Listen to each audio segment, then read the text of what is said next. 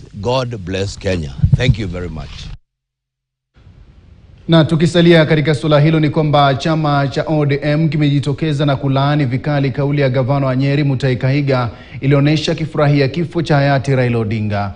Wakizungumza mjini Kisumu wakiongozwa na mwenyekiti wa kitaifa wa chama hicho ambaye pia ni gavana wa Homa Bay Gladys Wanga, wanasema matamshi ya Kahiga ni ya kukosa utu, ikizingatiwa kwamba jamii ya Luo na taifa zima la Kenya kwa jumla bado linaomboleza.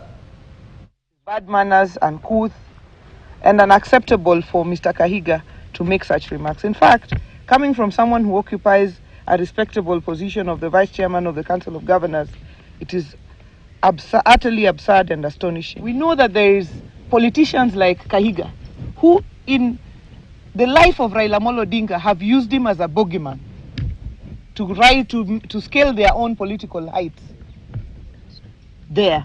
But it is shocking that they continue to make Raila a bogeyman in his death.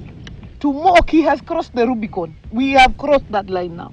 To mock Raila Odinga in his death, to mock him in his life, we could respond. But to mock him in his death, any person who associates with Gachagua, with Kahiga, with that lot, can never, ever be our friend. Because the principle is, the enemy, the friend of your enemy is your enemy.